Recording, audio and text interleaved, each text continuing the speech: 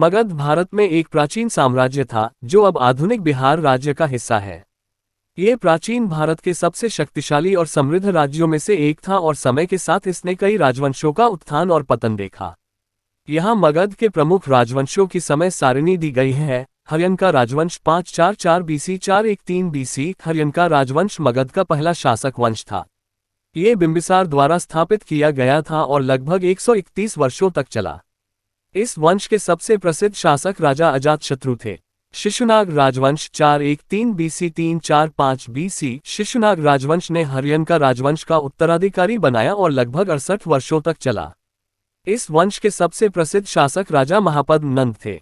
नंद राजवंश 345 BC 321 BC. नंद वंश की स्थापना महापद नंद ने की थी और ये लगभग 24 वर्षों तक चला था। इस वंश के सबसे प्रसिद्ध शासक राजा धनानंद थे।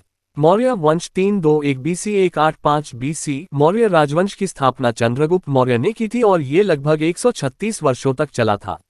इस राजवंश को प्राचीन भारत के सबसे महत्वपूर्ण राजवंशों में से एक माना जाता है और इसके सबसे प्रसिद्ध शासक सम्राट अशोक थे। शुंग वंश 185 बीसी 73 ईसा पूर्व। मौर्य वंश के बाद शुंग वंश का शासन हुआ और ये लगभग 112 वर्षों तक चला। इस वंश का सबसे प्रसिद्ध शासक राजा पुष्यमित्र शुंग था। कव वंश 73 ईसा पूर्व 26 ईसा पूर्व। कव राजवंश शुंग राजवंश के बाद उत्तराधिकारी बना और लगभग 47 वर्षों तक चला। इस वंश के सबसे प्रसिद्ध